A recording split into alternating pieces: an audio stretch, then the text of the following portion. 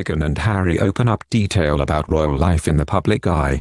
Though he has been more vocal since announcing he would be stepping back from his duties as a working member of the royal family in January 2020. Prince Harry has always been candid when it comes to the pitfalls of growing up in the public eye.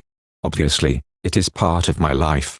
It's something that's part of the baggage that comes with me, and then girlfriend Chelsea Davy understands that, and my friends understand that as well.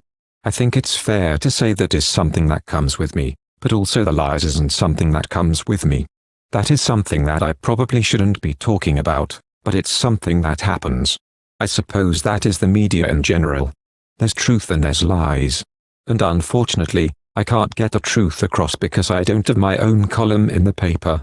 In an interview on his 21st birthday in 2005, my father always says, "Don't read it." Of course I read it. If there's a story, and something's being written about me, I want to know what's being said. All it does is just upset me and anger me. In a 2013 news interview from his army base, on Good Morning America in 2016, being in the prince role, you've got to shake hands.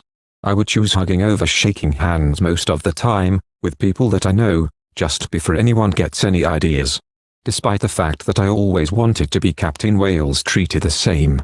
In the same uniform as everybody else. I think there was that acceptance, the power that the name has. Comet press reports still upset me and I still read them.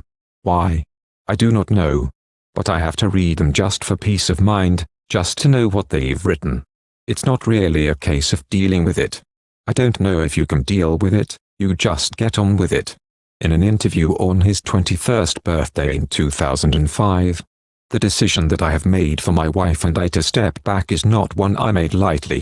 It was so many months of talks after so many years of challenges. And I know I haven't always gotten it right, but as far as this goes, there really was no other option. In January 2020, after announcing that he and Meghan were stepping back from their roles as senior members of the royal family, our hope was to continue serving the Queen, the Commonwealth and my military associations, but without public funding. Unfortunately, that wasn't possible. I've accepted this knowing that it doesn't change who I am or how committed I am. But I hope that helps you understand what it had come to. That I would step my family back from all I have ever known. To take a step forward into what I hope can be a more peaceful life. I was born into this life and it is a great honor to serve my country and the Queen. In January 2020, after announcing that he and Meghan were stepping back from their roles as senior members of the royal family, it was never walking away. It was stepping back rather than stepping down. We all know what the British press can be like. It was destroying my mental health. I was like, this is toxic. My life is always going to be about public service. Meghan signed up for that. And the two of us enjoy doing that. As far as I'm concerned, whatever decisions are made on that side, I will never walk away. I will always be contributing.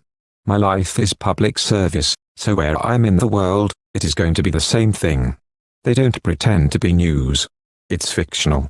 But, it gives you a rough idea about what the lifestyle, what the pressures of putting duty and service above family and everything else, what can come from that. I am way more comfortable with the Crown than I am seeing the stories written about my family or my wife or myself. It's the difference between, that is obviously fiction, take it how you will. But this is being reported as fact because you're supposedly news. I have a real issue with that. I didn't see a way out. I was trapped but I didn't know I was trapped. Trapped within the system like the rest of my family. My father and my brother are trapped. They don't get to leave and I have huge compassion for that. I've seen behind the curtain, I've seen the business model and seen how this whole thing works and I don't want to be part of this. It's the job, right? Grin and bear it. Get on with it. I was in my early 20s and I was thinking, I don't want this job, I don't want to be here. I don't want to be doing this. Look what it did to my mum. How am I ever going to settle down and have a wife and family, when I know it's going to happen again? It's a mix between the Truman Show and being in a zoo. I think the biggest issue for me was that being born into it, you inherit the risk that comes with it, without choice. When you realize that you're damned if you do and damned if you don't, at that point I guess I have to thank the UK.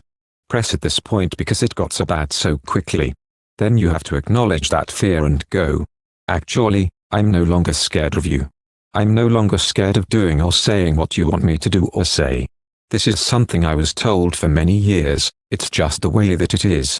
You have to accept that they are going to write X, Y, Z about you. It's like, but what if it's not true?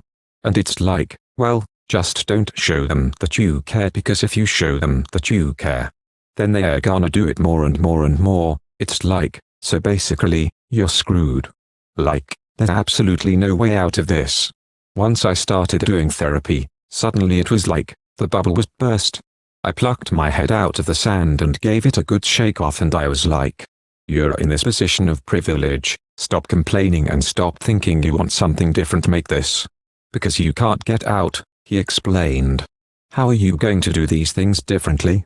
How are you going to make your mum proud and use this platform to really affect change? Thank you for watching. If you like our video, would you please help us like, share and subscribe our channel. Wish you happy to see our videos. Thank you very much.